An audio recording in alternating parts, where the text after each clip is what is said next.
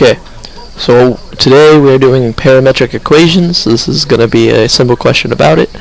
And, well, in case you can't read it, the question is, a ball was thrown along the path y equals x squared plus 3. The x-coordinate of the ball satisfies the derivative with respect to time. Dx divided by dt is equal to 4t cubed minus t squared for t is greater than 0 or equal to 0, with the initial condition of x of 0 is equal to 5. Now, to start, we're going to do A. Oh, that's terrible. Okay, we're going to do A, and so first, to find the equation of the x-coordinate, we are going to have to take the derivative of it with respect to time and take the integral. So we're going to put an integral sign here of 4t cubed minus t squared. Take the integral of it, it'll be t to the 4th minus 1/3 t cubed plus c.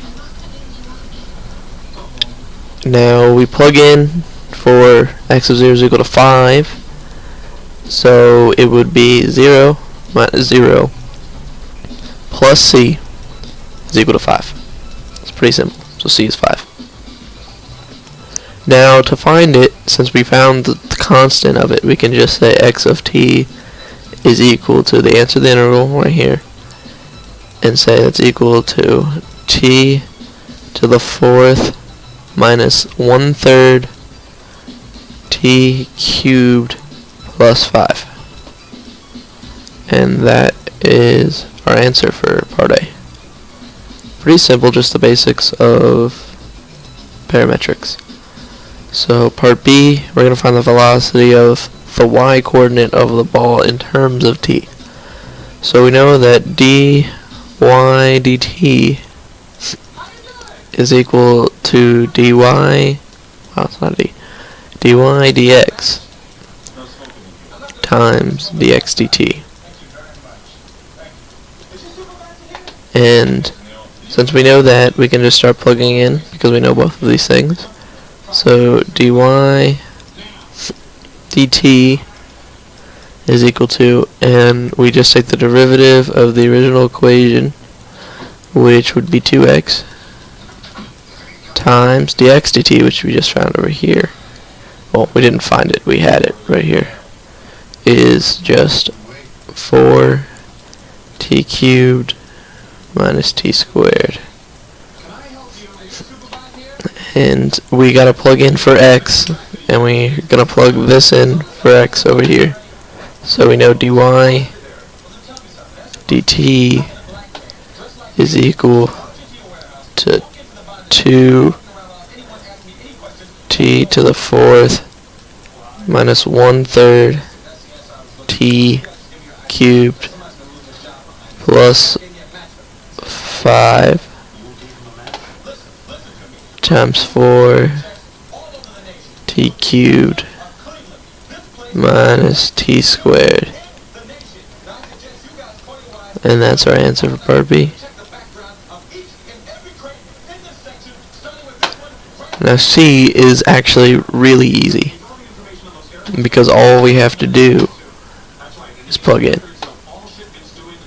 Now, we plug in here first. So we know for t equals 2, so we can just plug in 2. X 2 is equal to 16 minus 8/3 plus 5. And that will end up with 18.33.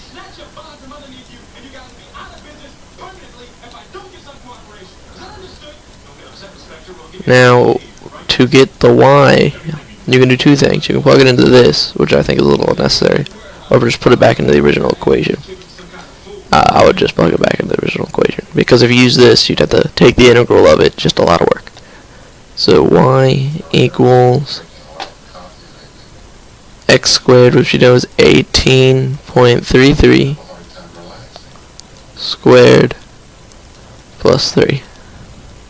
Now, when you add all this together, this squared is 336.11.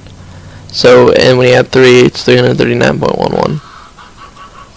So our answer is just 339.11.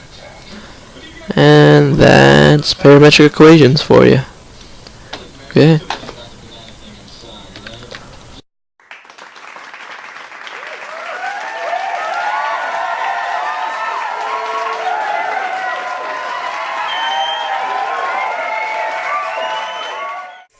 So you're probably used to using Cartesian coordinates, which describe a point with an x and a y value.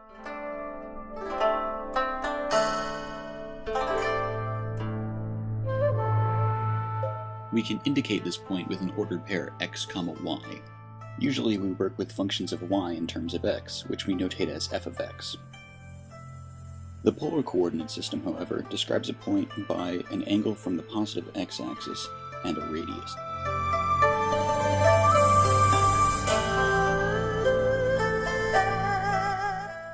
We write the ordered pair as theta comma r and the function as r of theta. When using polar coordinates, we have to indicate an interval for theta because coterminal angle values can be redundant. There are also ways we can use trigonometry and the Pythagorean theorem to relate polar and Cartesian coordinates.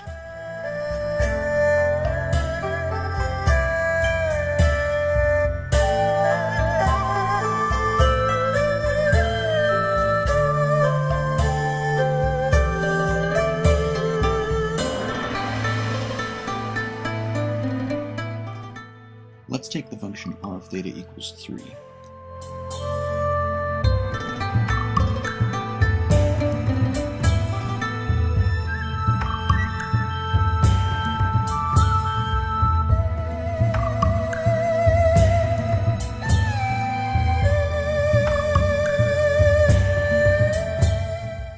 The formula for the area under a polar curve is 1/2 times the integral from alpha to beta of r squared d theta.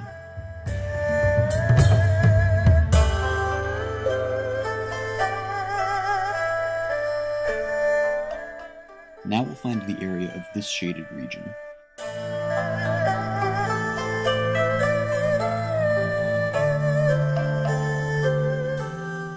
Remember that we'll use 0 for our lower bound and pi over 2 for our upper bound.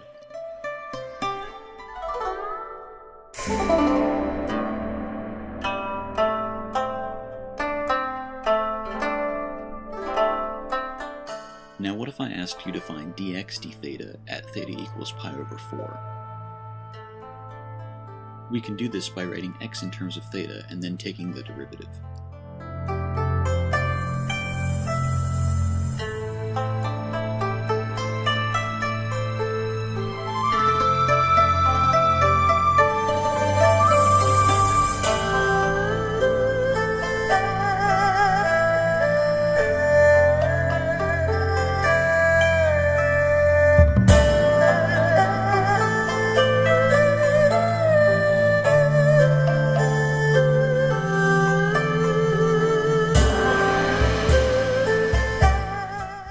Now let's find the length of the arc from theta equals 0 to theta equals pi over 2.